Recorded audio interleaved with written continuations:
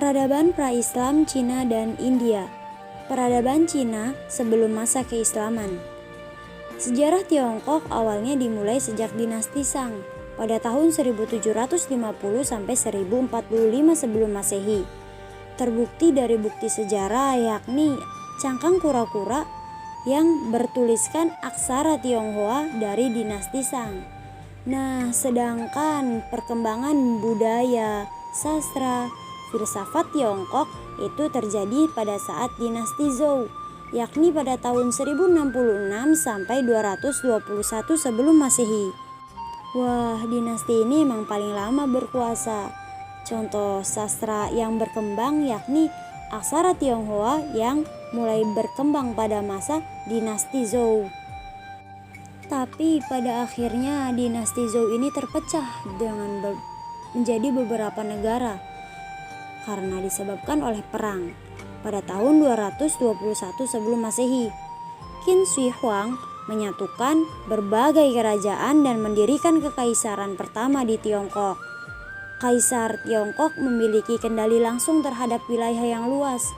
Oleh karenanya, pengaruh budaya politik dari berbagai wilayah di Asia menyatu untuk membentuk budaya Tiongkok modern. Nah, mengalirnya Sungai Huanghe dan Sungai Yangtze merupakan sumber kehidupan bangsa Cina dengan cara bercocok tanam dan berternak. Cepatnya kemajuan bangsa Cina di bidang teknologi dan pertanian mendorong terbentuknya kerajaan. Dinasti yang pertama adalah dinasti Xia, kekaisaran Cina sebelum masa keislaman. Yang pertama ada dinasti Xia pada tahun 2100 sebelum Masehi sampai 1600 sebelum Masehi yang didirikan oleh Yu yang Agung. Yang kedua ada dinasti Shang berdiri pada tahun 1500 sampai 1027 sebelum Masehi. Dinasti ini menggolongkan masyarakat sesuai perannya, seperti golongan yang berkuasa itu contohnya raja, golongan kesatria yang perannya mengontrol kehidupan budak atau setengah budak dan para petani. Nah, pada dinasti Shang ini mulai dikenal tuh yang namanya tulisan, yang awal terciptanya berkaitan dengan kepercayaan dinasti Shang, yakni raja-raja dinasti Shang itu merupakan pendeta-pendeta yang memuja para dewa, dan alat untuk memujanya itu adalah tulisan gambar yang ditulis untuk memuja dewa, tapi ditulisnya di tulang sapi. Yang ketiga ada dinasti Zhou, itu didirikan pada tahun 1027 sampai 221 sebelum Masehi. Berkembangnya ajaran filsafat dan Cina terjadi pada dinasti ini.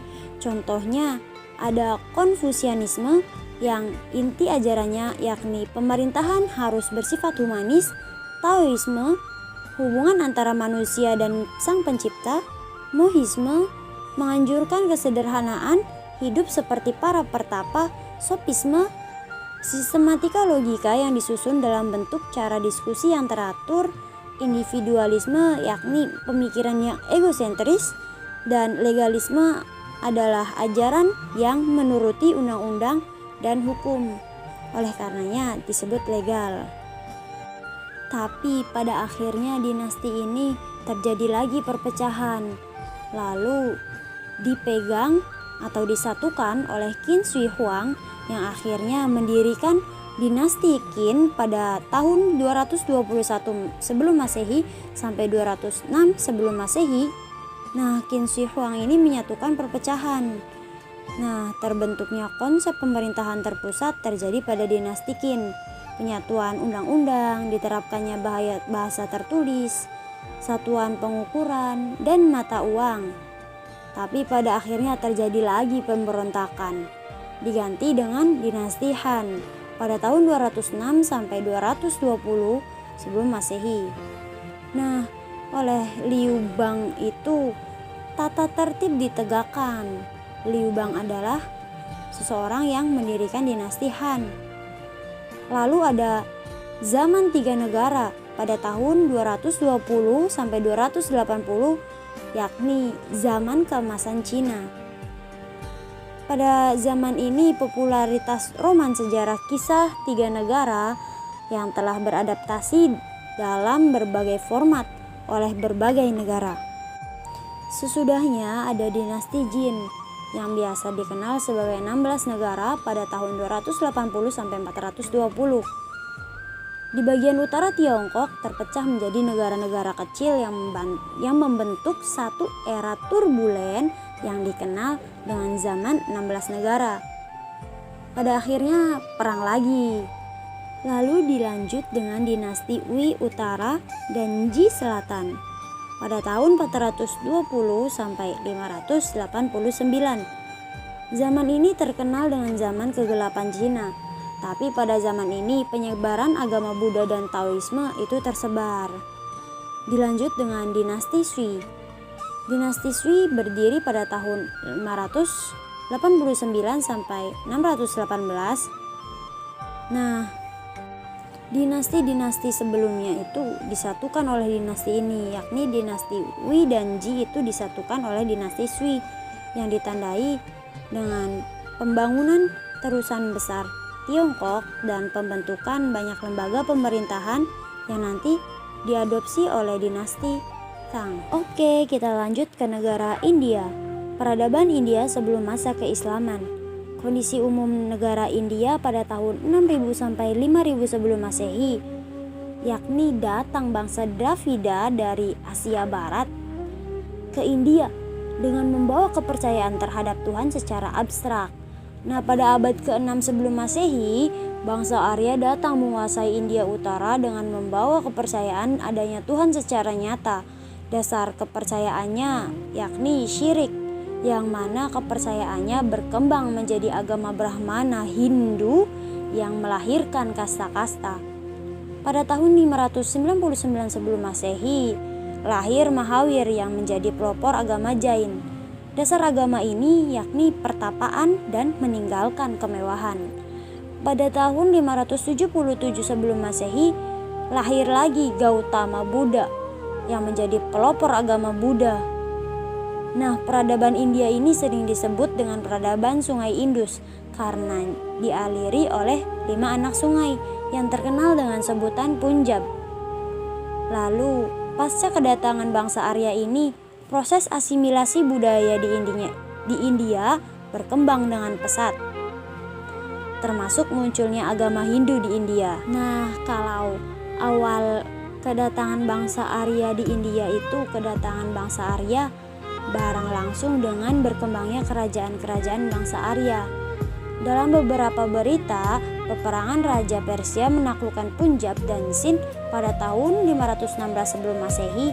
Nah, raja-raja tersebut punya sebagian prajurit, tapi dari kalangan orang-orang India.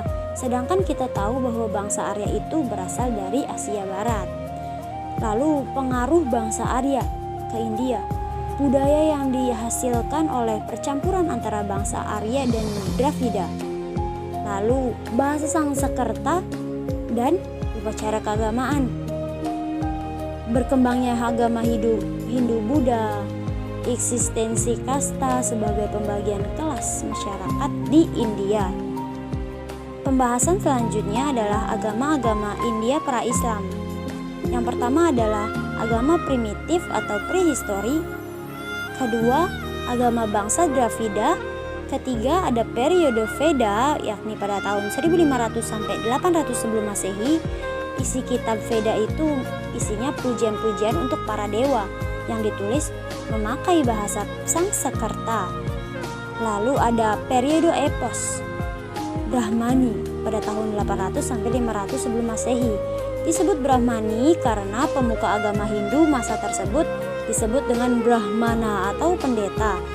Periode filosofis habis itu pada tahun 500 sampai 100 sebelum Masehi. Masa ini juga berkembang kerajaan Buddha, yaitu kerajaan Asoka yang memegang hegemoni politik. Lalu ada periode selanjutnya, yakni periode inkarnasi, invasi Islam, kaum bakti, dan masuknya bangsa Eropa. Pembahasan selanjutnya adalah perkembangan kerajaan India sebelum masa keislaman.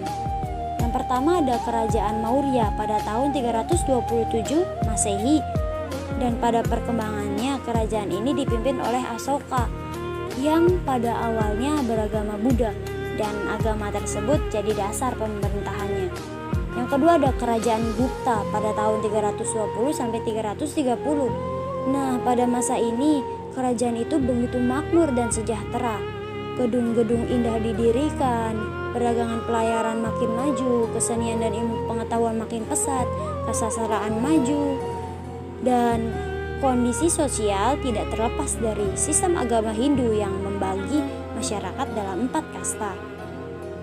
Kerajaan yang keempat ada Kerajaan Andhra Benggala yang didirikan oleh bangsa Dravida. Kerajaan ini mempunyai perhubungan laut dengan jaringan luar negeri. Yang keempat ada Kerajaan Parthi dari India Barat. Raja yang terkenal adalah Gondopares, raja yang membawa agama Kristen ke tanah India. Yang kelima ada Kerajaan Kusan dari India Utara.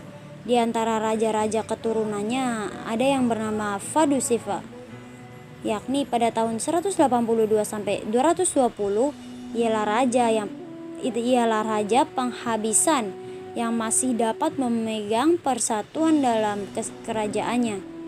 Setelah beliau wafat, kerajaan Kusan pun terpecah belah dan diganti dengan Kerajaan Magadha. Terdapat beberapa dinasti yang bergiliran memegang tumpuk kepemimpinan di India atau Magadha ini. Yang pertama ada dinasti Susunaga yang dipimpin oleh 9 raja. Kedua ada dinasti Nanda pada tahun 413 sampai 322 sebelum Masehi. Dinasti ini terjadi banyak ketidakstabilan pada pemerintahannya. Dalam kurun waktu kurang dari seabad saja terdapat banyak raja yang menjabat.